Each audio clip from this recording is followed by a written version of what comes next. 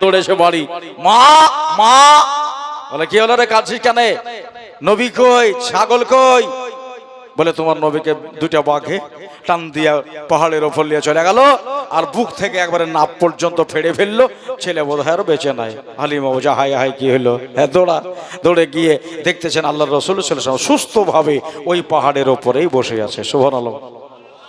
দাগ নাই, দুখালি নাই, সুন্দরভাবে ওনার পরিষ্কার করে জান্নাতি পানি দিয়ে নাড়ি হুড়ি সব ধুয়ে পরিষ্কার করে আবার লাগিয়ে দিয়ে তারা চলে গেছে। হালিমা বলছে ভাগ্য ভালো, আল্লাহ বাঘটাতে খেয়ে শেষ করে দেয়নি, আমার ছেলেটাকে বাঁচিয়ে রেখেছে, আর কোনোদিন আমি এখানে পাঠাবো না। ওই ছেলেগুলো রাখালগুলো আমাকে যতই ব্যাঘাতে মিনতি করুক না কেন, আমি পাঠাবো না। এই নিয়াত করে ছেলেকে বাড়ি নিয়ে চলে গেল। পরের দিন ছেলেগুলো বলছে মা দাও, একবারে তুলেছে লাকড়ি, আই তোর মাজা ভেঙে দিছি। হ্যাঁ, এর ব্যবসা ছাড়া কুরাইশ বংশ, বাবা নাই তো কি হবে? এর দাদা হলো কুরাইশি নেতা, যদি ছেলের কিছু হয়ে যায় আমার বাড়িঘর সব জ্বালিয়ে দেবে, আমাকেও শেষ করে দেবে, আমি আর যেতে দেব না। বাঘে খেয়ে নিবে ছেলেকে। ছেলেগুলো নিরাশ হয়ে ফিরে গেল, চলে গেছে। ওরা ভাইরা আমার, দাদারা, কেতাবের নাম হলো মাদারেজুন নবুওয়াত, দ্বিতীয় খণ্ড, লেখকের নাম হলো আল্লামা আব্দুল হক মুহাদ্দিস দেহলভী রহমতুল্লাহ আলাইহি। ইনি কেতাবে বয়ান করেছে যে ছেলেগুলো তো দেখতে পেল না, নবীকে মা হালিমা যেতে দিল না। শুধু ছেলে দেখে না, আমার দয়া নবীকে বনের বাঘেরাও দেখে। বাঘগুলা বলল টাইম হয়ে গেছে, সময় হয়ে গেছে, চল আল্লাহর নবীকে দেখে আসে। ওকে মেরে দেখলো নবী আজকে এই ময়দানে আসে না। এ ভাইরা আমার, মা বোনেরা, বাঘে যখন নবীকে না পাইল, ওই বাঘের আপনার মন খারাপ হয়ে গেল। আরে নবী তো আসে নাই, এখন কি করবা? বললে আমার ভয়েরা, তাহলে ঠিক আছে, কালকে আবার দেখে নেব। নবী আমার পরে দিনও গেল না। বাঘগুলা বলল মিটিং শুরু কর, নবীকে না দেখলে ভালো লাগে না।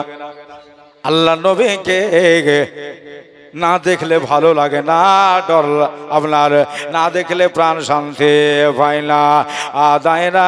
আমার ভাইরা, আমার মা বোনেরা বলল, ওই দেয়া হালিমার একটা বড় মস্ত বড় ছাগল, একটা খাসি ছাগল, চল ওই ছাগলটাকে আমরা ধরে নে। বাঘে মিটিং করে এই সাজেশন বার করলো যে হালিমার ছাগলটাকে আমরা ধরে নিয়ে এই ছাগল ছেটাবার জন্য ছাগল নিতে আসবে আমার দয়ার নবী। বাঘের মুখ থেকে হারের ছাগল নিতে পারবে না, হালিমা ছাগল নিতে পারবে না, বাঘের মুখ থেকে গোটা তায়েফের লোক আসলে পারবে না। বাঘের মুখের থেকে যদি ছাগল নিয়ে যায় তাহলে পরে আল্লাহর নবী ছাগল নিয়ে যাবে। সময়রা ভয়রাই আমার দাদারা, বন্ধুরালে মায়ার নবী আমার বললেন, ও বাবা যে আমি বাড়িতে আছি, এবারে আজকেও আপনার দুপুর টাইমে সাইমা কানতে কানতে চলে আসে। মা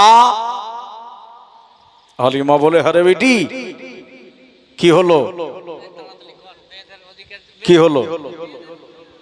দাদারা, আমার ভাইরা, আমার মা বোনেরা, ওমে সাইমা বলল, মাগো একটা বিরাট কাণ্ড ঘটে গেছে। খুব খেয়াল, একটা বিরাট কাণ্ড ঘটে গেছে। বলে কে কানলো? কেঁদে কেঁদে বলতেছেন আমাদের বড় খাসিটা, ওই খাসিটাকে ছাগলে ধরে নিয়ে পালিয়ে গেছে। এতক্ষণ বোধহয় শেষ হয়ে গেল।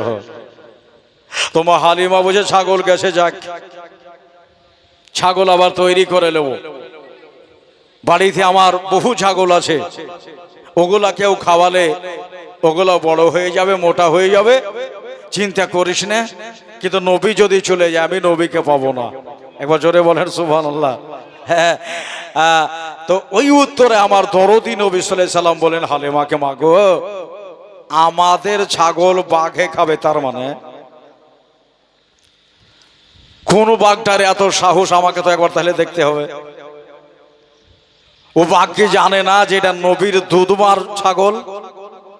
আমি এক্ষুনি যাবো ছাগল আনতে। হালিমা বলছে ওই ছাগলকে আর পাবা? ও তো খেয়েই ফেলেছে। বলে আমি ওই বাঘটাকে জিজ্ঞাসা করবো কেন খাইলো।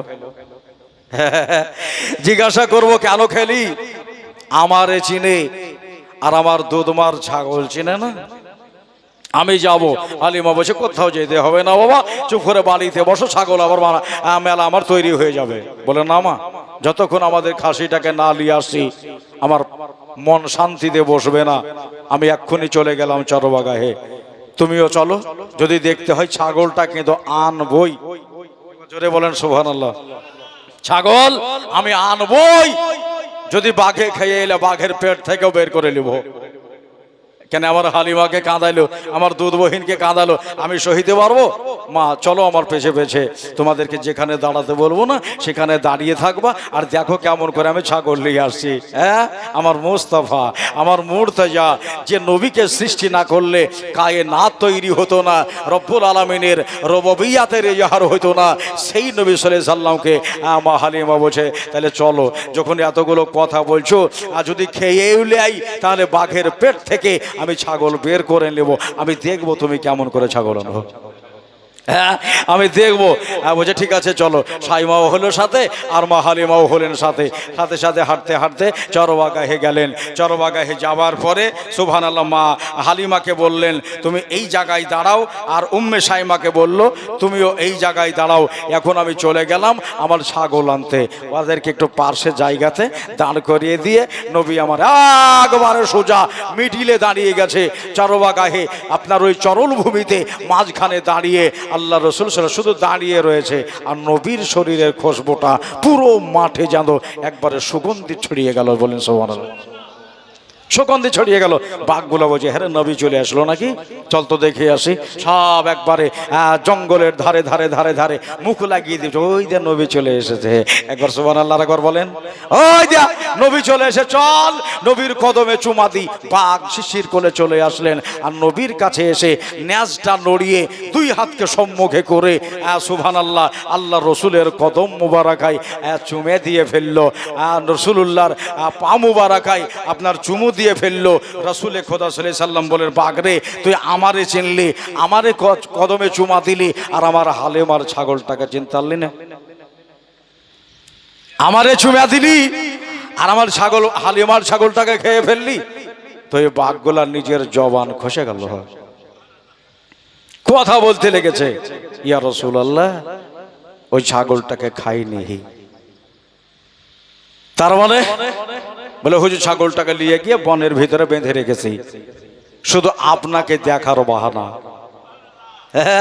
আপনাকে দেখার বাহানা ইয়া রাসূলুল্লাহ। ছাগলটা একবারে জিন্দা হয়ে আছে, যেরকম ছাগল সেরকম, আমরা নিজে ঘাস নিয়ে গিয়ে দিয়েছি। এই হলো নবী ভাই।